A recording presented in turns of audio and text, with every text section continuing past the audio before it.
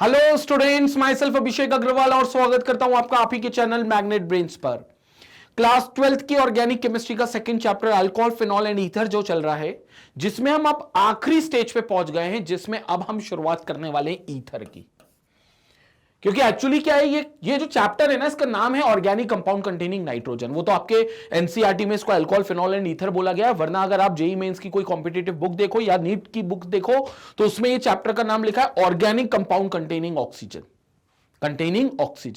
तो उसमें अल्कोहल भी आता है, उसमें फिनॉल भी आता है, और उसमें अब ये जो तीसरा पार्ट हम लोग पढ़ रहे हैं, जो अंतिम पार्ट होगा इस चैप्टर का, वो ईथर भी आता है। अब अगर मैं ईथर की बात करूं तो सबसे पहले तो बहुत सिंपल सी चीज है कि ईथर जो होता है वो ROR होता है। ये ग्रुप को आप ईथर बोलते हो, ROR को, जिसमें ये दोनों R जो हैं ये एक एल्काइल चेन होती है। एल्काइल बोले तो कार्बन की चेन होती है, और कार्बन की चेन के बीच में कहीं ऑक्सीजन ग्रुप लगा होता है। उस ऑक्सीजन के ईदर साइड्स में आपके कार्बन होंगे, दोनों ही साइड्स में इनफैक्ट कार्बन होंगे यहां पर आपके। तो यहां पर आपका CH3OCH3 ये एक ईथर हो गया, C2H5O एक और ईथर हो गया।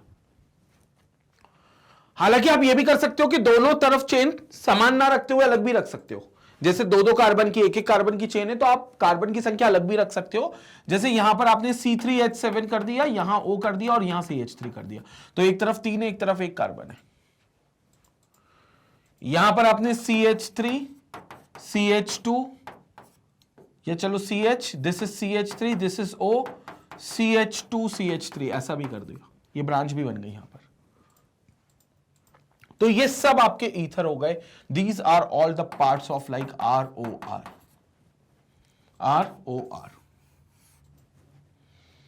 और क्योंकि कार्बन की चेन में ये ऑक्सीजन बीच में आ रहा है, जैसे ये पूरी कार्बन की चेन होती, लेकिन ये ऑक्सीजन बीच में आ गया, तो हम इसको बोलते हैं chain breaking functional group.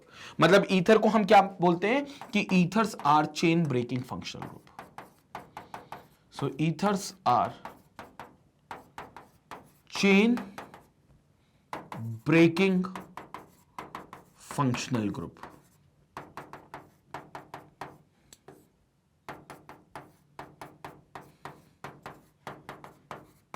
This is what ethers are. So ethers are chain breaking functional group. ये चेन को ब्रेक करते हैं। मतलब अगर देख लो ये ऑक्सीजन नहीं होता तो ये R पूरा एक कार्बन की चेन होती, ये पूरी ऑक्सीजन नहीं होता कार्बन की चेन होती। तो ऑक्सीजन के आने से चेन ब्रेक हो गई, कार्बन की जो चेन थी वो ब्रेक हो गई, इसलिए इस ईथर को हम चेन ब्रेकिंग फंक्शनल ग्रुप बोलते हैं। This is what your ether is.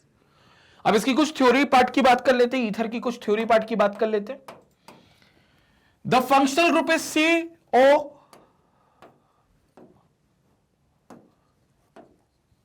C bond, the functional group is COC, and the central atom oxygen is in sp3 hybridized state. इसमें जो सेंट्रल एटम ऑक्सीजन होगा वो sp3 hybridise state में होगा। क्यों होगा? क्योंकि मान लो दो तो यहां पर बॉन्ड बना रहा है और दो लोन पेयर होंगे इसके पास, तो ये एक लोन पेयर है और ये एक लोन पेयर है। तो ऑक्सीजन के पास टोटल अगर देखा जाए lone pair plus bond pair वो हो गए 4, दो लोन पेयर और दो बॉन्ड पेयर। तो अगर ऑक्सीजन का अगर हम सेंट्रल एटम यहां पर माने तो दो लोन पेयर हो गए और दो बॉन्ड पेयर हो गए, तो 2 lone pairs plus 2 bond pairs, जिसके कारण हाइब्रिडाइजेशन जो आएगी वो 4 ऑर्बिटल को लेकर आएगी। तो पहले s को गई और बाकी के 3 p को गई, तो हाइब्रिडाइजेशन हो गई sp3। और जब हाइब्रिडाइजेशन sp3 हो जाती है तो बच्चों जो ज्योमेट्री आती है वो आती है टेट्राहेड्रल। तो मतलब इसकी ज्योमेट्री भी टेट्राहेड्रल होगी। क्या होगी इसकी ज्योमेट्री? टेट्राहेड्रल होगी।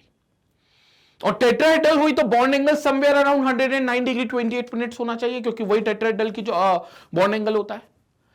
हालांकि ये एंगल अल्कोहल में हमें नहीं देखने को मिला था, क्योंकि अल्कोहल में हमने ये बात करी थी कि जो अल्कोहल होता है वो भी टेट्राहेड्रल ज्योमेट्री रखता है, लेकिन उसका एंगल जो होता है वो 109 डिग्री 28 मिनट से कम हो जाता है, 108.9 डिग्री हो जाता था। और इसका रीजन भी वहां बताया था कि ऐसा क्यों होता है, क्योंकि ऑक्सीजन पर जो दो लोन पेयर बनकर बैठे हुए वो एक दूसरे को रिपेल करते हैं। मतलब दो sp3 हाइब्रिड ऑर्बिटल जिसमें जो फुली फिल्ड है, जिसमें 2 इलेक्ट्रॉन है, वो एक दूसरे को रिपेल करते हैं, और रिपल्शन के कारण 2 बॉन्ड्स जो अल्कोहल में बनता है ऑक्सीजन के साथ, एक R का और एक H का, वो 2 बॉन्ड थोड़े से पास आ जाते हैं।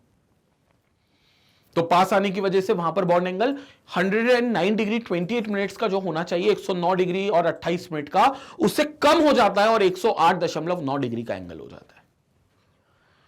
लेकिन फिर मन में सवाल आता है, सर यहां पर भी ऐसा कुछ होगा क्या? क्योंकि ऑक्सीजन के पास तो 2 लोन पेयर यहां पर भी है जैसे अल्कोहल में थे, और 2 लोन पेयर वाले ऑर्बिटल मतलब 2 sp3 hybrid orbital completely filled है। तो sp3 ऑर्बिटल तो यहां पर भी क्या कर सकता है? रिपेल कर सकता करेगा। तो इससे ये 2 बॉन्ड पास आ जाना चाहिए। तो फिर क्या बॉन्ड एंगल 109 डिग्री 28 मिनट से कम हो जाएगा क्या? मन में ये सवाल रखो, स्क्रीनशॉट ले लो, क्योंकि ये पार्ट मैं रेस करके इस सवाल का जवाब दूंगा। सवाल क्या है कि क्या बॉन्ड एंगल इनके बीच में मिलेगा? मतलब अगर मेरे को कोई कार्बन और कार्बन के बीच का ये बॉन्ड एंगल पूछेगा तो क्या मिलेगा? क्या ये टेट्राहेड्रल के हिसाब से 109 डिग्री 28 मिनट मिलना चाहिए या उससे कम मिलना चाहिए जैसा कि अल्कोहल में मिला था? तो इसके बाद का जवाब देखते हैं। पहले आप स्क्रीनशॉट ले लो इस पार्ट का।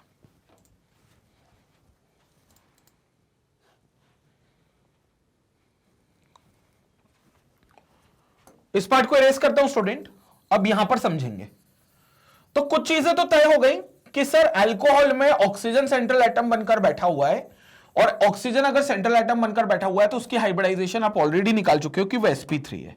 तो अगर आप ईथर को ROR मानते हो तो this is oxygen, this is R group and this is R group, and it will have 2 lone pairs. So it will have 2 lone pairs, like this will be the 1 lone pair and this will be another lone pair. ऐसा lone pair होगा इसके ऊपर, और इसकी जो geometry आएगी वो tetrahedral आएगी। तो टेट्राहेड्रल ज्योमेट्री के हिसाब से बॉन्ड एंगल होना चाहिए 109 degree 28 minute. Geometry will be tetrahedral. हालांकि शेप नहीं आएगा टेट्राहेड्रल, शेप टेट्राहेड्रल नहीं आएगा। क्यों? क्योंकि शेप तब टेट्राहेड्रल आता जब चारों बॉन्ड्स होते, लेकिन 4 बॉन्ड तो है ही नहीं, 2 बॉन्ड है। तो जो शेप यहां पर मिलेगा वो बेंट शेप पर मिलेगा, एंगुलर शेप।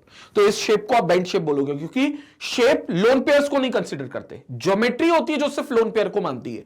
तो ज्योमेट्री आपकी टेट्राहेड्रल रहेगी, लेकिन जो शेप रहेगा वो बेंट शेप रहेगा। और चूंकि इस लोन पेयर और लोन पेयर में भी रिपल्शन होगा, तो ये लोन पेयर इस बॉन्ड को थोड़ा सा दबाएंगे। तो बॉन्ड दबने चाहिए, लेकिन बॉन्ड उतने नहीं दबेंगे जितने हमने सोचे थे, क्योंकि यहां पर दोनों पार्ट जो है वो आर पार्ट है, बल्कियर पार्ट है, और बल्कियर पार्ट होने के कारण यहां पर एंगल थोड़ा सा क्या हो जाएगा? ज्यादा हो जाएगा, क्योंकि ये बल्कियर पार्ट रिपेल करेगा। अल्कोहल में ऐसा नहीं था। अल्कोहल में एक तरफ तो O था, एक सेंटर पर तो O था, और सेंटर के O के एक तरफ R था और दूसरी तरफ H था। तो इस पे 2 लोन पेयर थे और वो 2 लोन पेयर रिपेल करते थे, जिससे बॉन्ड एक दूसरे के पास आ जाते थे। क्यों आ जाते थे? क्योंकि यहां हाइड्रोजन था जो बल्कियर ग्रुप नहीं था। यहां सिर्फ कौन था? हाइड्रोजन था, जो कतई बल्कियर ग्रुप नहीं था, क्योंकि एक ही एटम है। लेकिन यह आर भले बल्कियर ग्रुप रहा हो, लेकिन एक ही साइड बल्कियर था, एक साइड नहीं था। यहां तो आप देखो तो दोनों साइड पर बल्कियर ग्रुप है। तो दोनों बल्की ग्रुप होने की वजह से यहां पर आपको जितना एंगल कम होना चाहिए उतना नहीं होगा, क्योंकि बल्कियर ग्रुप भी एक दूसरे को रिपेल करेंगे। सो अब यहां पर पढ़ेंगे the 2 half filled sp3 orbital, the 2 half filled sp3 orbital form stronger sigma CO bonds with the half filled sp3 orbitals of the 2 carbon of the 2 alkyl groups, of the 2 carbons which are the part of the 2 alkyl groups. The remaining 2 completely filled sp3 orbitals, जो completely filled sp3 orbitals है, अब वो बात कर रहे हैं lone pair की, remains free, that is they do not form bond with any orbital. तो they do not form bond with any orbital. Here the COC bond angle is about 110 degree, which is quite close to the normal tetrahedral, that is 109 degree 28 minutes, and different from that in water 105 degree.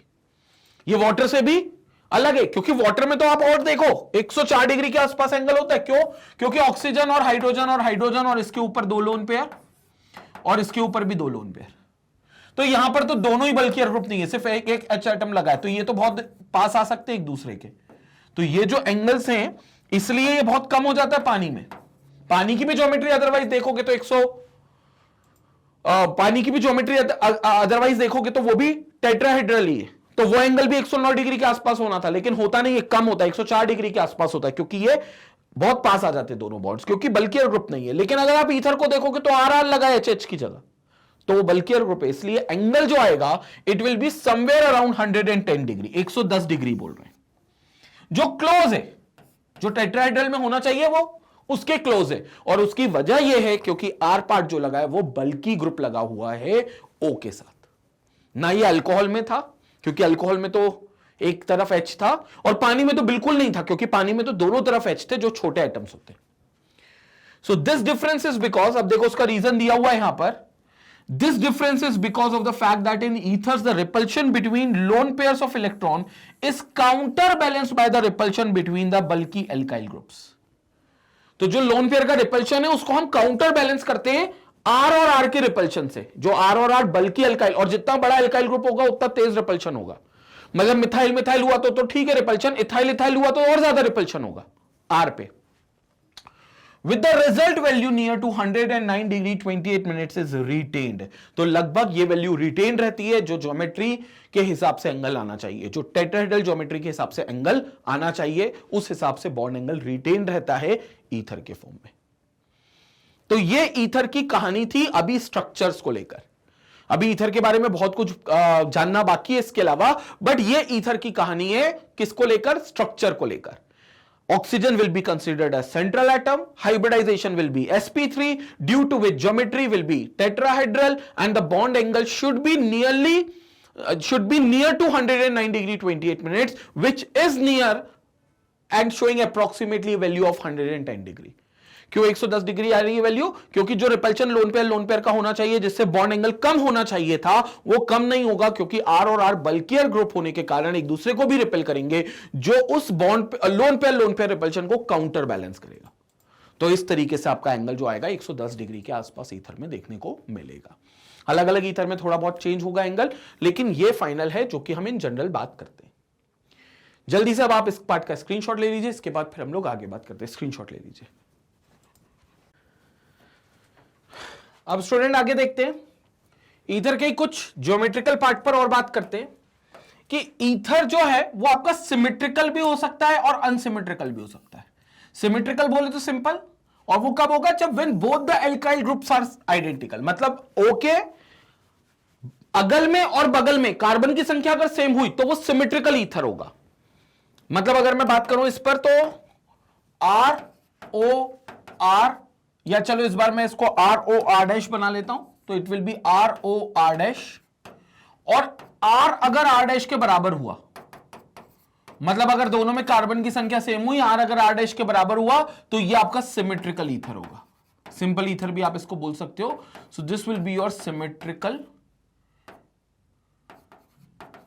Ether, तो this will be your symmetrical ether.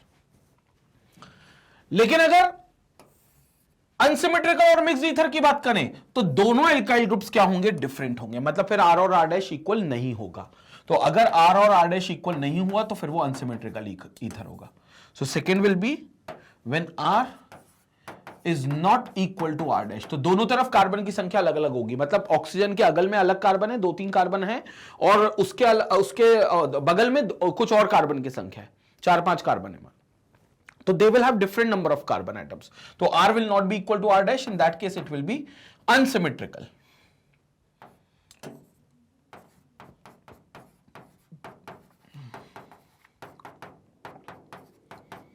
So this will be called as your unsymmetrical ether। तो ये हो जाएगा आपका second unsymmetrical ether. इसके बाद आगे बात करते हैं, The ether shows functional isomers with alcohols and metamerism। दो आइसोमर दिखाएगा ईथर, बहुत इंपॉर्टेंट है। एक दिखाएगा आपका फंक्शनल आइसोमर जो अल्कोहल के साथ होगा, और एक मेटामेरिज्म भी दिखाएगा।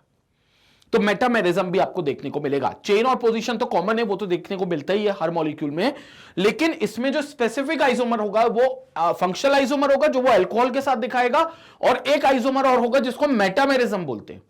और मेटामेरिज्म क्या है, ये हमेशा चेन ब्रेकिंग फंक्शनल ग्रुप के बीच में पाया जाएगा, मतलब जो चेन ब्रेकिंग फंक्शनल ग्रुप है जैसे कि ईथर, उन्हीं के पास पाया जाएगा, जिसमें चेन ब्रेकिंग फंक्शनल ग्रुप के ईदर साइड कार्बन की संख्या चेंज कर दोगे अगर आप, तो वो मेटामर्स कहलाएंगे। क्या होता है मेटामर्स, मैं आपको एक्सप्लेन करता हूं। पहले आप इसका स्क्रीनशॉट ले लो, ये वाला पार्ट इरेज कर दूं, और उसके बाद मैं आपको सेकेंड पॉइंट में फंक्शनल आइसोमर भी बताऊं अल्कोहल के साथ में, और मेटामेरिज्म भी बताऊं। पहले आप स्क्रीनशॉट ले लो इस पार्ट का। नाउ यहां पर देखेंगे अब हम, तो पहले तो ईथर जो है वो फंक्शनल आइसोमर बनाएगा अल्कोहल के साथ, इस बात की पुष्टि कर लेते हैं। So ethers will show functional isomers with alcohol. तो यहां फंक्शनल आइसोमर दिखेंगे, this is functional isomer. So ethers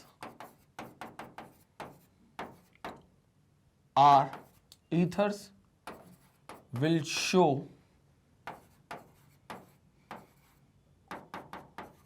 functional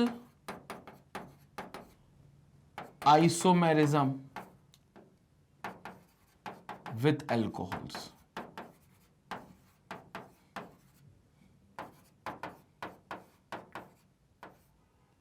With alcohols. So ethers will show functional isomerism with alcohols. अब इस बात की पुष्टि कर लेते हैं, यहां पर अपन एग्जाम्पल देखते हैं। तो ये बात करना चाहते हैं ROR डैश की और ROH की। तो एक काम करते हैं, 4 कार्बन का ईथर लेते हैं और 4 कार्बन का अल्कोहल भी लेते हैं। तो 4 कार्बन का ईथर पहले बनाऊंगा, तो ईथर क्या बनेगा, मान लो 2 कार्बन और 2 कार्बन का बनाता हूं, तो it will B CH3 CH2 O CH2 CH3। तो ये आपका हो गया ethoxy ethane. Ethoxy ethane, ether का नामकरण हमने ऑलरेडी देखा हुआ है। ईथर के नामकरण पर बात कर लें अगर थोड़ी सी, तो इसका नाम हो जाएगा इथॉक्सी इथेन। इथॉक्सी इथेन, क्योंकि एक्चुअली होता क्या है कि इथेन का जो जनरल नाम होता है वो होता है एल्कोक्सी एल्केन। एल्कोक्सी एल्केन,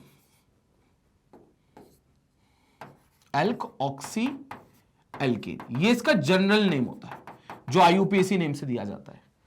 किसका, ROR ईथर का। और इसमें जो R है, मान लो ये स्मॉलर पार्ट है, ये स्मॉलर चेन है कार्बन की, स्मॉलर पार्ट है, तो ये एल्कोक्सी में जाएगा।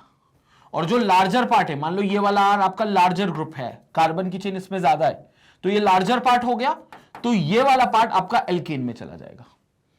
तो एक पार्ट आपका स्मॉलर पार्ट जो R है वो चला जाएगा एल्कोक्सी में, और जो लार्जर पार्ट का R है वो आपका चला जाएगा एल्केन में। तो ये ग्रुप बन जाएगा एल्कोक्सी एल्केन, ROR। तो अगर मान लो यहां 1 कार्बन है, यहां 2 कार्बन है, तो मिथॉक्सी इथेन, मिथॉक्सी इथेन। यहां 2 कार्बन है, यहां 3 कार्बन है, तो इथॉक्सी प्रोपेन, इथॉक्सी प्रोपेन। यहां 3 कार्बन, यहां 4 कार्बन, तो प्रोपॉक्सी ब्यूटेन, प्रोपॉक्सी ब्यूटेन। एल्क की जगह बस आप वर्ड रूट लगा देना, एल्कोक्सी वाले पार्ट में स्मॉलर ग्रुप, एल्केन वाले पार्ट में बड़ा वाला एल्काइल ग्रुप। और अगर मान लो दोनों में कार्बन की संख्या सेम हुई, तो अगर दोनों में आपके पास कार्बन की संख्या सेम हुई, तो कोई सा भी पार्ट एल्कोक्सी में, कोई सा भी पार्ट एल्केन में, फर्क नहीं पड़ेगा। मान लो दोनों तरफ 2-2 कार्बन हुए, तो ethoxy ethane, methoxy methane, propoxy propane, butoxy butane, ऐसा चलता चलेगा। फिर इसमें आप इथॉक्सी को ब्रांच भी बना सकते हो, क्योंकि अल्टीमेटली जो एल्कोक्सी है this will be considered as a substituent. तो ये जो एल्कोक्सी पार्ट है आप इसको सब्स्टिट्यूएंट भी बना सकते हो। So it will be considered as substituent.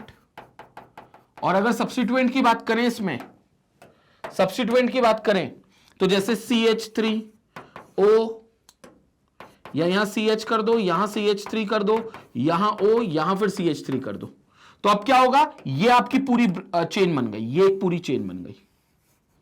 तो फिर ये पूरा ब्रांच हो गया, ये पूरा ग्रुप ब्रांच हो गया। और इसको नंबरिंग करेंगे तो पहले कार्बन पर ये आएगा, तो this is will be your first carbon 1, this is second and this is third.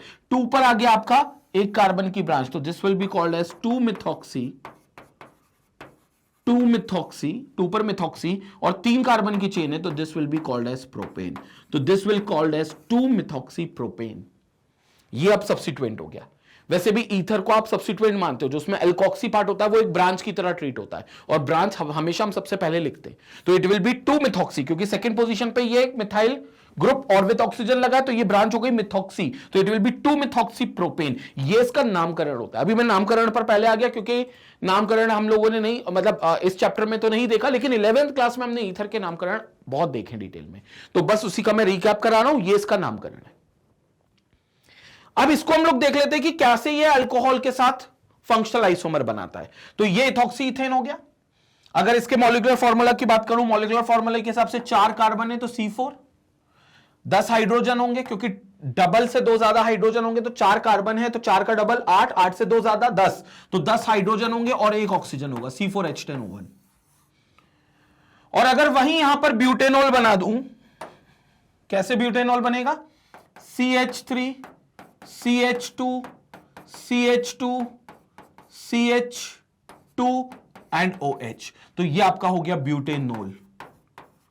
Butanol, तो ये ब्यूटेनॉल का भी मॉलिक्यूलर फॉर्मूला C4H10O1 है। तो अब आपके पास 2 अलग अलग कंपाउंड्स हैं जिनका मॉलिक्यूलर फॉर्मूला सेम है, और वो 2 कंपाउंड का स्ट्रक्चर लेकिन अलग है। और स्ट्रक्चर क्यों अलग है? क्योंकि दोनों कंपाउंड में फंक्शनल ग्रुप अलग है। इसमें ईथर मौजूद है और इसमें अगर आप जाओगे तो अल्कोहल मौजूद है। इसका मतलब ईथर और अल्कोहल एक दूसरे के फंक्शनल आइसोमर्स बनते हैं। करस्पॉन्डिंग ईथर्स, करस्पॉन्डिंग अल्कोहल्स एक दूसरे के फंक्शनल आइसोमर्स होते हैं। करस्पॉन्डिंग बोले तो सेम नंबर के कार्बन होने चाहिए।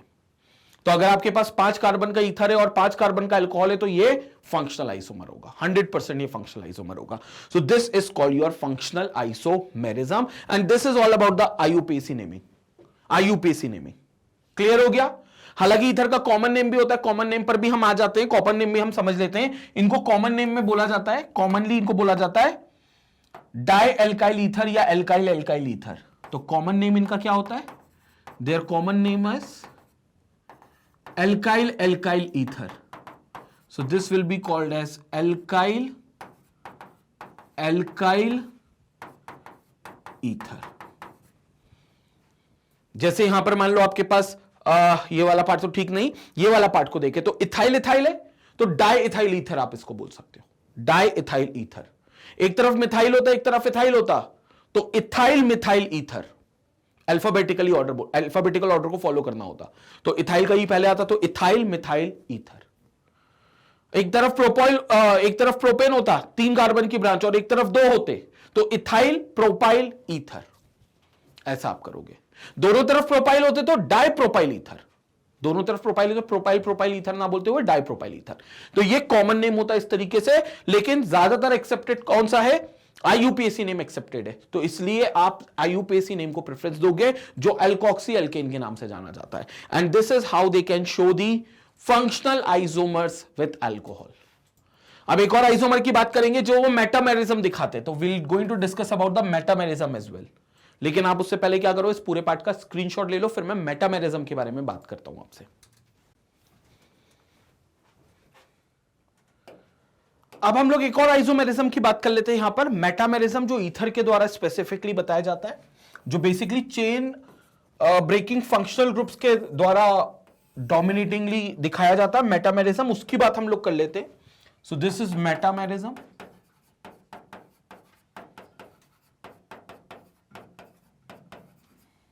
मेटामेरिज्म, अब यहां पर देखेंगे हम मेटामेरिज्म के बारे में, तो एक मॉलिक्यूलर फॉर्मूला पहले लिख लेते हैं। एक मॉलिक्यूलर फॉर्मूला हम लोग लिख लेते हैं C4H10O1, वही वाला मॉलिक्यूलर फॉर्मूला लिख रहे हैं जिसमें हमने अल्कोहल और ईथर का फंक्शनल आइसोमर बनते हुए देखा था। उसी मॉलिक्यूलर फॉर्मूले से मैं आपको मेटामेरिज्म भी बता देता हूं।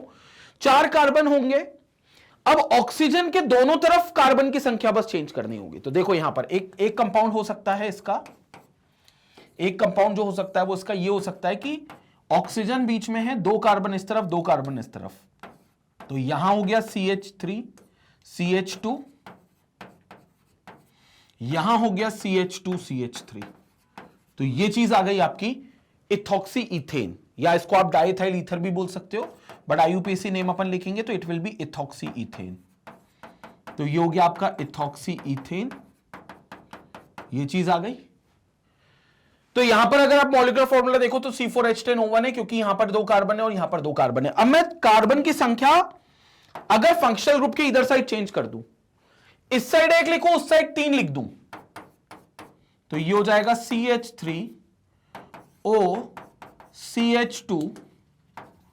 CH2 and then CH3। तो ये आ जाएगा आपका। तो एक तरफ आ गया एक कार्बन और दूसरी तरफ आ गए आपके 3 कार्बन, तो इसका यूपीसी नेम क्या हो जाएगा? मिथॉक्सीप्रोपेन। मिथॉक्सीप्रोपेन ये ब्रांच होगी तो ये पहले ही आएगी, इसमें अल्फाबेटिकल ऑर्डर मत फॉलो करना। ये मिथॉक्सी पहले आएगा और प्रोपेन बाद में आएगा, सिंपल, क्योंकि ब्रांच हमेशा पहले आती है। अगर ये थॉक्सी होता और वो प्रोपेन होता या प्रोपॉक्सी इथेन होता तो भी प्रोपॉक्सी पहले आता है, इथेन बाद में आता। अगर, क्योंकि वैसे तो प्रोपॉक्सी इथेन होगा नहीं, क्योंकि 3 कार्बन की कभी 2 के सामने ब्रांच नहीं हो सकती। तो अगर 3 कार्बन होंगे तो वो 3 कार्बन पेरेंट चेन होगा और 2 कार्बन आपकी ब्रांच होगी। लेकिन यहां पर आपके पास 1 कार्बन की ब्रांच है तो इसको आप मिथॉक्सी बोल दोगे, और 3 कार्बन की पेरेंट चेन है तो आप इसको प्रोपेन बोल दोगे। जो बड़ी चेन होगी वो एल्केन पार्ट में चली जाएगी, तो ये हो जाएगा मिथॉक्सी प्रोपेन। अब आप इसका भी मॉलिक्यूलर फॉर्मूला देखो तो C4 है, C4 है। H गिन लो, 3 4 5 6 7 8 9 10 हाइड्रोजन है और 1 ऑक्सीजन है, 1 ऑक्सीजन है। मतलब इन दोनों का मॉलिक्यूलर फॉर्मूला सेम है, दोनों ईथर ही हैं, दोनों ईथर ही हैं। तो फिर ये कौन सा आइसोमर होगा? ये होगा मेटामेरिज्म। क्यों मेटामेरिज्म होगा? क्योंकि अगर आप चेन ब्रेकिंग फंक्शनल ग्रुप के इसमें इधर देखोगे तो 2 कार्बन दिखेंगे और इस साइड देखोगे तो भी 2 कार्बन दिखेंगे, तो ये 2 कार्बन है। जबकि इस ग्रुप में इस साइड आपका 1 कार्बन है और इस साइड अगर आप देखोगे तो आपको 3 कार्बन दिखेंगे। तो ये अंतर है, ये डिफरेंस है। तो 2 कार्बन ये है और यहां 1 कार्बन और 3 कार्बन है ऑक्सीजन के इधर साइड में। तो जब ऑक्सीजन के इधर साइड कार्बन की संख्या अगर बदल जाएगी तो ऐसे आइसोमर को हम नाम देंगे मेटामर, और इस आइसोमेरिज्म को, फिनोमेना को बोल देंगे मेटामेरिज्म।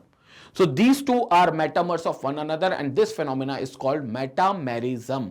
आप इसको मेटामेरिज्म बोल दोगे। क्लियर हो गया? So this is what we are having as a functional group for ether, जो ether as an isomer, जो 2 आइसोमर्स दिखाते हैं, एक फंक्शनल आइसोमर और एक मेटामेरिज्म।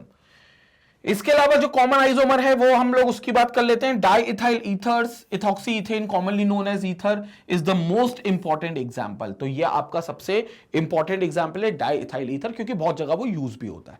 तो ये आपका पूरा क्या हो गया, आइसोमर का पार्ट कंप्लीट हो गया और इंट्रोडक्शन ऑफ ईथर भी यहां पर कंप्लीट हो गया। जल्दी से आप स्क्रीनशॉट लें, इसके बाद फिर हम लोग आगे बात करते हैं। आप स्क्रीनशॉट ले लें इसका।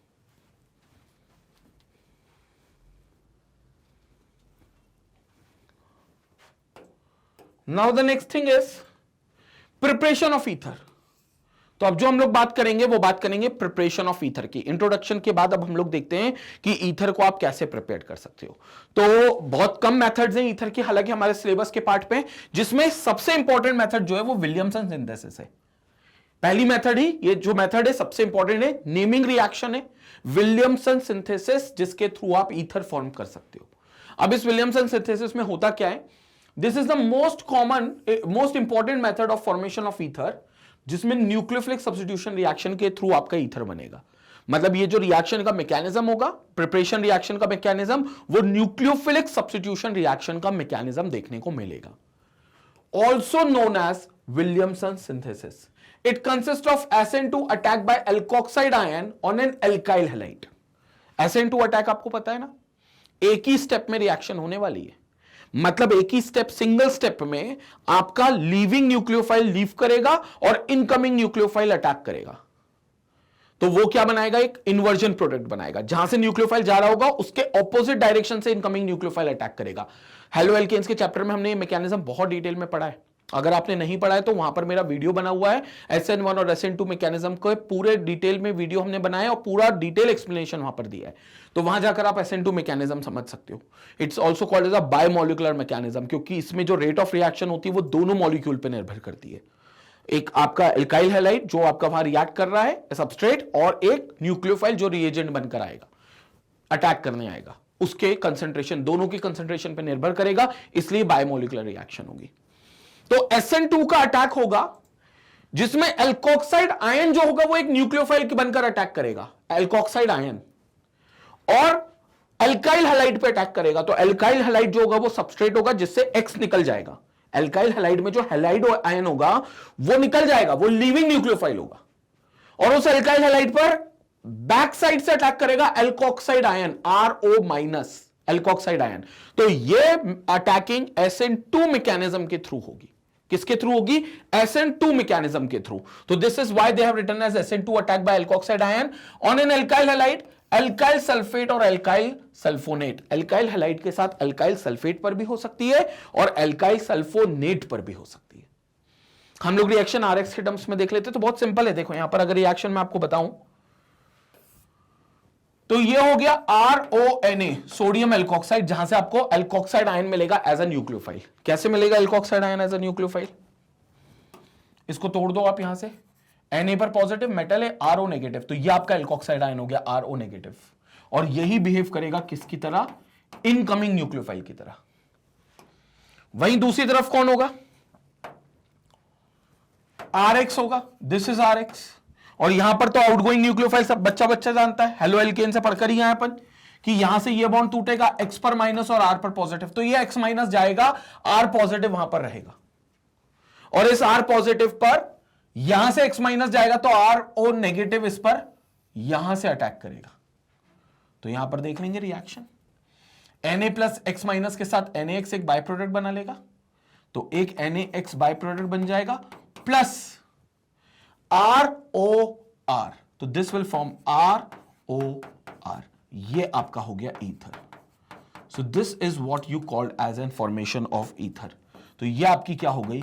ईथर की फॉर्मेशन हो गई, ROR, ये आपका ईथर हो गया। And this reaction will be called as nucleophilic substitution. क्यों? RX के नजरिए से देखो, RX पर अटैकिंग हो रही है, ये है सबस्ट्रेट में RX एल्काइल हैलाइड, X जा रहा है, एक न्यूक्लियोफाइल जा रहा है X माइनस बनके, एक न्यूक्लियोफाइल जा रहा है और RO माइनस बनकर इस पर अटैक कर रहा है, उसी स्टेप में, उसी समय साइमल्टेनियसली RO माइनस अटैक कर रहा है। तो X माइनस जिस समय जा रहा है RO माइनस इस पर अटैक कर रहा है, मतलब X माइनस न्यूक्लियोफाइल जा रहा है और RO माइनस एक न्यूक्लियोफाइल आ रहा है, तो न्यूक्लियोफिलिक सब्स्टिट्यूशन रिएक्शन हो गई। And this will proceed through SN2 mechanism, this will proceed through SN2 mechanism. अब SN2 कब अच्छा होगा? जब ये अल्काइल हैलाइड या तो मिथाइल हो या 1 डिग्री हो, मतलब वो जो अल्काइल पार्ट है या तो वो मिथाइल हो या फिर 1 डिग्री अल्काइल ग्रुप हो। क्योंकि अगर बल्कीनेस हो गई जो कि 2 डिग्री और 3 डिग्री में ज्यादा होती है, बल्कीनेस समझ गए ना, इस कार्बन जो X से लगा है वो कार्बन और भी कई कार्बन से लगा है, तो वो कार्बन अल्काइल ग्रुप उसके आसपास आ जाएगा, उस कार्बन के आसपास जिस पर पॉजिटिव चार्ज बन रहा है या बन सकता है। हालांकि इसमें पॉजिटिव चार्ज नहीं बनेगा क्योंकि जैसे ही X जाएगा वैसे ही वो न्यूक्लियोफाइल आएगा, तो इसमें ट्रांजिशन स्टेट आएगी, इंटरमीडिएट नहीं आएगा, ट्रांजिशन स्टेट आएगी। तो वो जैसे ही X जाएगा ये RO माइनस इस पर अटैक करने की कोशिश करेगा, लेकिन वो RO माइनस को अगर बल्कीनेस मिली इस R के आसपास जो कि 3 डिग्री और 2 डिग्री में मिलेगी भी, तो फिर ये अच्छे से अटैक नहीं कर पाएगा। तो इसको चाहिए कि इस R के पास बल्कीनेस ज्यादा ना हो, ये RX में जो आ रहे वो बहुत बड़ा ग्रुप ना हो, तो वो सिंपल या तो मिथाइल हो या ज्यादा से ज्यादा 1 डिग्री हो, क्योंकि अगर 1 डिग्री रहा तो बल्कीनेस तब भी कम मानी जाएगी और RO माइनस अच्छे से अटैक कर लेगा। ये इंपॉर्टेंट चीज है। क्लियर हो गया? तो रिएक्शन को हम लोग और आगे समझते हैं। तो this is what the reaction is all about. RO minus and Na positive में डिसोसिएट होगा एंड दिस इज RX, ये न्यूक्लियोफाइल जाएगा, ये न्यूक्लियोफाइल अटैक करेगा। इस पर उन्हें पॉजिटिव नेगेटिव नहीं बनाया, रीजन बीइंग क्योंकि बनेगा ही नहीं, क्योंकि इतनी देर में तो वहां पर जितनी देर में न्यूक्लियोफाइल जाएगा उतनी देर में RO माइनस का न्यूक्लियोफाइल इस पर आकर अटैक कर लेगा। तो यहां पर ट्रांजिशन स्टेट बनेगी जबकि कोई कार्बोकेटाइन का इंटरमीडिएट नहीं बनेगा, वो SN1 में बनता। तो यहां पर फिर ROR डैश हो गया, this is the R dash, तो this will form an ROR dash and ये NaX बन गया। आगे क्या लिखा है? The alkoxide ion reacts with substrate in an SN2 reaction. SN2 reaction के through react होगा to give an ether. The substrate must have a good leaving group. Important leaving groups are halides, sulfates and sulfonates. तो या तो ये halides होंगे या फिर sulphates होंगे या फिर सल्फोनेट्स होंगे, ये ग्रुप्स होंगे जो एक लिविंग न्यूक्लियोफाइल की तरह ट्रीट किए जाएंगे। हमने इसमें से हैलाइड का एग्जांपल लिया, आप सल्फेट का भी ले सकते हो या फिर आप सल्फोनेट्स का भी ले सकते हो। The substrate must have a primary alkyl group for good yield. ये कहा था मैंने कि जो सबस्ट्रेट है, कौन है सबस्ट्रेट यहां पर? RX, इसको या तो मिथाइल ग्रुप होना चाहिए या फिर प्राइमरी ग्रुप होना चाहिए ताकि अच्छी यील्डिंग दे सके ईथर की। In case of tertiary substrate elimination occurs, अगर वो टर्शरी निकल गया तो फिर वो एलिमिनेशन रिएक्शन को अकर करेगा। मतलब फिर वहां से क्या होगा, एक एक्स पार्ट निकलेगा और एक एच पार्ट निकलेगा उसी किसी कार्बन में से जो 3 डिग्री कार्बन बना रहे हैं, जो कार्बोकेटाइन को 3 डिग्री बनाने की कोशिश कर रहे हैं, या हमारे अल्फा कार्बन को 3 डिग्री बनाने की कोशिश कर रहे हैं। तो फिर एलिमिनेशन होगा, मतलब उसमें फिर एक एक्स निकलेगा और वो जो 3 CH3 लगे उनमें से किसी में से एक एच निकल जाएगा और फिर एल्कीन बन जाएगा। Rather than undergoing a formation of ether, वहां पर आपको एल्कीन बनता हुआ दिखेगा क्योंकि एलिमिनेशन रिएक्शन होगी। The other factors which contributes to substitution is low temperature. ये रिएक्शन लो टेम्परेचर पे होनी चाहिए जिससे यील्डिंग बेहतर हो सके। तो यील्डिंग बेहतर करने के उन्होंने दो ही ऑप्शन दिए कि जो RX होना चाहिए, it should be either methyl और 1 degree. So RX should be either methyl और 1 डिग्री एल्काइल हैलाइड और 1 डिग्री एल्काइल हैलाइड, क्योंकि अगर 3 डिग्री रहा तो यह कंफर्म है कि वहां पर सब्स्टिट्यूशन ना होते हुए एलिमिनेशन होगा, और अगर एलिमिनेशन हुआ तो आपको इथीन मिल जाएगा, एल्कीन मिल जाएगा रादर देन ईथर, एल्कीन मिल जाएगा rather then ether. Second, low temperature होना चाहिए, तो लो टेम्परेचर पर ये फेवर्ड होगी। तो these two are conditions for this reaction which is called Williamson synthesis. तो इसको आप विलियमसन सिंथेसिस बोलते हो और इस तरीके से आपका ईथर का फॉर्मेशन होगा विलियमसन सिंथेसिस से। यहां पर पहली प्रिपरेशन मेथड कंप्लीट होती है बच्चों। इसके बाद हम सेकंड मेथड की भी बात करते हैं। पहले आप लेकिन इसका स्क्रीनशॉट ले लो ताकि मैं सेकंड मेथड इसके बाद आपको समझा सकूं। सेकंड मेथड बड़ी जानी पहचानी सी मेथड है क्योंकि आप ये केमिकल प्रॉपर्टीज ऑफ अल्कोहल में पढ़ चुके हो, बट बात करेंगे उसकी, पहले इसका स्क्रीनशॉट ले लो।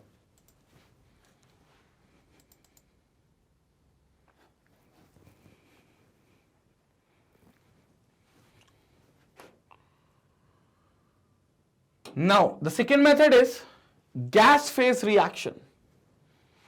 सिंपल सा खेल है, अल्कोहल में से अगर वाटर निकाल लो तो भी ईथर बनता है, आपको पता है। और अल्कोहल अगर आपके गैस फेज में रहा, वेपर्स रहे, तो आप Al2O3 का भी इस्तेमाल कर सकते हो।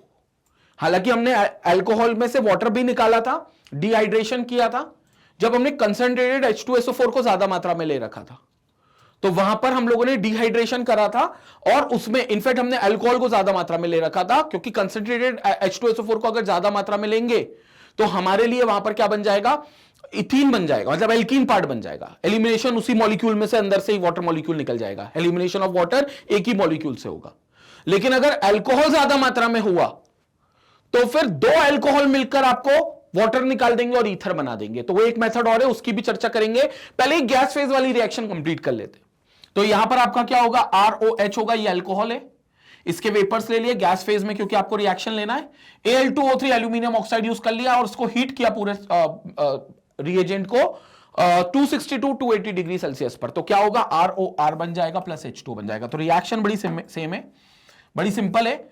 ROH होगा, 2 मॉलिक्यूल्स होंगे, तो ये RO और H होंगे, ये इस तरीके से 2 मॉलिक्यूल्स होंगे। यहां से आपका OH निकला और यहां से आपका H निकला, यहां से OH और यहां से H। हीट करा आपने at around 260 to 280 degree Celsius in the presence of Al2O3। Alumina के प्रेजेंस में आपने हीट करा, तो यहां से निकल गया वाटर H2O प्लस ROR, तो ROR ये आपका बन गया ether. So this is how ether will be formed. ये इस तरीके से आपका ईथर बन गया। एक एग्जांपल भी देख लेते हैं इसी रिएक्शन में। 2 मॉलिक्यूल ले लेते हैं, काम करते हैं, CH3OH ले लेते हैं, या चलो C2H5OH ले लेते हैं। सो this is C2H5OH and this is C2H5ONH। तो यहां से रिएक्शन चालू करेंगे, ये OH जाएगा और ये H जाएगा, ये OH और ये H किसके प्रेजेंस में, Al2O3 के प्रेजेंस में हम हीट करेंगे, एल्यूमिना के प्रेजेंस में अराउंड 260 डिग्री से 280 डिग्री सेल्सियस के टेम्परेचर के बीच में। तो ये वाटर निकल गया H2O प्लस ये C2H5O C2H5, तो C2H5O C2H5 die ethyl ether, या इसका IUPAC name will be ethoxy ethane. तो आप इसको इथॉक्सी इथेन बोल सकते हो, commonly which is called diethyl ether. So this is called your ethoxy ethane. ये एल्यूमिना से हो गया गैस फेज में, मतलब अल्कोहल जो आपने लिए दोनों गैसियस स्टेट में होने चाहिए, ये भी गैस स्टेट में होना चाहिए, ये भी गैस स्टेट में होना चाहिए, ये भी गैस स्टेट में, ये भी गैस स्टेट में, तब रिएक्शन होगी। सर अगर अल्कोहल लिक्विड स्टेट में ही रहा तो फिर कंसंट्रेटेड H2SO4 जैसा डिहाइड्रेटिंग एजेंट इस्तेमाल कर लेना, लेकिन इंश्योर करना कि अल्कोहल की मात्रा ज्यादा होगी। अगर अल्कोहल ज्यादा नहीं हुआ तो एलिमिनेशन हो जाएगा, इसलिए अल्कोहल ज्यादा रखना पड़ेगा ईथर के बनाने के लिए। वो रिएक्शन भी बता देता हूं, पहले आप इसका स्क्रीनशॉट ले लो गैस फेज रिएक्शन का।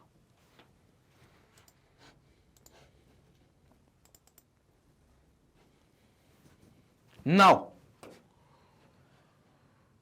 एक और रिएक्शन इस पार्ट में आती है जो कंसंट्रेटेड H2SO4 के प्रेजेंस में आती है। So this is with dehydrating agent H2SO4, with dehydrating agent जिसको आप बोलते हो concentrated H2SO4। So this is concentrated H2SO4, this is concentrated H2SO4।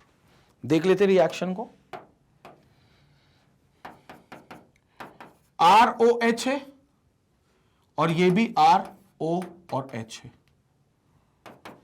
In the presence of concentrated H2SO4। But ensure करना कि सल्फ्यूरिक एसिड ज्यादा ना हो, आपके जो ईथर हो ये एक्सेस में हो, सॉरी ये जो अल्कोहल हो ये एक्सेस में हो। तो जो अल्कोहल होंगे वो आपके एक्सेस में होने चाहिए, so they should be in excess. तो यहां पर क्या बनेगा, रिएक्शन को देखेंगे तो अगेन वाटर रिमूव होगा and water will be eliminated like OH and H, दो मॉलिक्यूल्स में से एक में से OH निकालेगा, एक में से H निकालेगा, दो मॉलिक्यूल में से होगा, तो it will form H2O plus ROR। So again this will going to form ROR, this is called your ether. Example देख लेते हैं इसका भी। मीथेनॉल ले लेते हैं, CH3OH, CH3O एंड H, ये रिएक्ट कर रहे हैं, ये रिएक्ट कर रहे हैं, तो क्या बनेगा, यहां से OH और यहां से H, ये गया, तो यहां से OH और यहां से H, किसके प्रेजेंस में, कंसंट्रेटेड सल्फ्यूरिक एसिड के प्रेजेंस में, जिसमें मीथेनॉल जो होगा वो एक्सेस में होगा। Concentrated H2SO4, this is sulfuric acid, sorry. So this is CH3OCH3, this will be H2O plus CH3OCH3. So this is what you called as methoxymethane. तो ये जो हो जाएगा आपका मिथॉक्सीमीथेन हो जाएगा, डाइमिथाइल ईथर भी बोल सकते हो इसको, तो this will be called as dimethyl ether. तो ये इंश्योर करना पड़ेगा कि आपका अल्कोहल एक्सेस में हो और सल्फ्यूरिक एसिड उसके मुकाबले कम हो। सल्फ्यूरिक एसिड एक्सेस हो जाता तो अल्कोहल उतना एक्सेस नहीं होता, तो फिर एलिमिनेशन हो जाती। वो रिएक्शन भी आपको दिखाते थे, CH3CH2OH, और ये कंसंट्रेटेड सल्फ्यूरिक एसिड अब आपने एक्सेस में ले लिया, H2SO4 is in excess now. तो इसी मॉलिक्यूल में से आपका पूरा वाटर निकलेगा। वाटर को निकालने के लिए दो पार्ट चाहिए, एक OH और एक H। तो पहले तो क्या हो रहा था, एक मॉलिक्यूल से OH निकलता था और दूसरे मॉलिक्यूल से H निकलता था, लेकिन अब ये मॉलिक्यूल इतने है ही नहीं ना अल्कोहल, क्योंकि ये एक्सेस में नहीं है, ये एक्सेस में, तो फिर OH और H दोनों इसी से निकलेंगे। तो अल्फा कार्बन से आपका OH निकलेगा और बीटा कार्बन से आपका H निकलेगा, तो ये CH2H कर लेता हूं, तो ये H और OH निकलेगा, ये ऐसे, तो ये बीटा कार्बन से आपका H निकलेगा, तो यहां पर निकल गया H2O प्लस, अब दोनों पर एक एक बॉन्ड फ्री जुड़ेंगे, एक बॉन्ड बना लेंगे और एक बॉन्ड पहले से बना रहे थे, तो CH2 डबल बॉन्ड CH2 बना लेंगे, इसको आप इथीन बोल दोगे। तो ये फिर ईथर की प्रिपरेशन नहीं देगा, ये फिर आपको इथीन की प्रिपरेशन देगा। सो नोट यहां पर हम लिख सकते हैं that when alcohol is not in excess,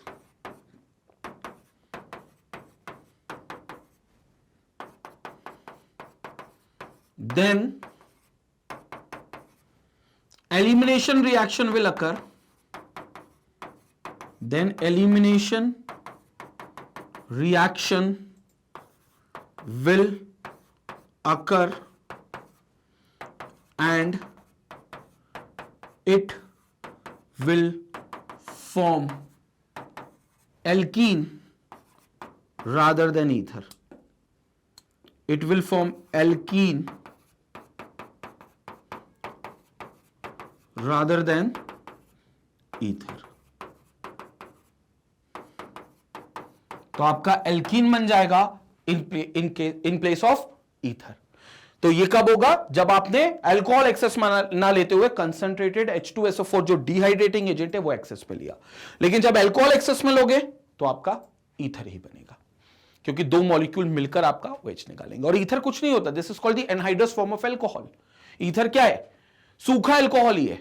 ज्यादातर ईथर के जो यूजेस हैं वो आपको मेडिसिनल केमिस्ट्री में मिलेंगे, क्योंकि वहां पर आप पैरासीटामोल या जो भी स्टेरॉइड्स होते हैं वो कहीं ना कहीं अल्कोहल कंटेनिंग कंपाउंड्स होते हैं. अब वो डायरेक्ट अल्कोहल तो दे नहीं सकते मेडिकल साइंस में, फार्मास्यूटिकल मेडिसिनल साइंस में इनफैक्ट. तो वो क्या करते हैं? ईथर में से पानी को निकाल देते हैं. तो जितनी भी मेडिसिन होती हैं, जितने भी आपके पेन किलर्स होती हैं जनरली, तो वो पेन किल कैसे करती हैं? आपके नर्वस सिस्टम को आर्टिफिशियली डाइवर्ट करके. और उसके लिए सबसे अच्छी चीज अल्कोहल ही होती है. दिमाग को डाइवर्ट करने के लिए सबसे अच्छी चीज अल्कोहल होती है, ताकि आप पेन के बारे में ना सोचो. क्योंकि पेन के बारे में ये मिथ है कि जितना आप सोचोगे उतना फील होगा वो pain. Pain is just your something related to your psychology. मतलब वो सिर्फ आपके दिमाग का एक खेल है. अदरवाइज पेन तो कुछ है ही नहीं ना. मेडिकल साइंस में तो इसकी डेफिनेशन भी नहीं है पेन की. साइकोलॉजी में पेन की डेफिनेशन है. तो पेन आपको, आप सोचोगे तो आपको होगा, तो उसको आर्टिफिशियली डाइवर्ट करने के लिए अल्कोहल सबसे अच्छा ऑप्शन होता है. लेकिन दवाइयों में डायरेक्ट अल्कोहल नहीं मिलाते, इसलिए वो ईथर बनाकर मिलाते हैं. मतलब अल्कोहल से पानी निकाल लेते हैं और सूखा अल्कोहल, जिसको आप बोल सकते हो, वो ईथर बन जाता है. एनहाइड्रस अल्कोहल, वो ईथर आप बनाते हो. क्योंकि आप देखो अल्कोहल से ही ईथर बन रहा है अल्टीमेटली. वाटर को निकालकर इस इधर देखना है, या तो इथीन बन रहा है, यहां ईथर बन रहा है. और वो पानी को निकाल देते हैं अल्कोहल से, और वो फिर सारी मेडिसिन बना देते हैं, मेनली पेन किलर्स.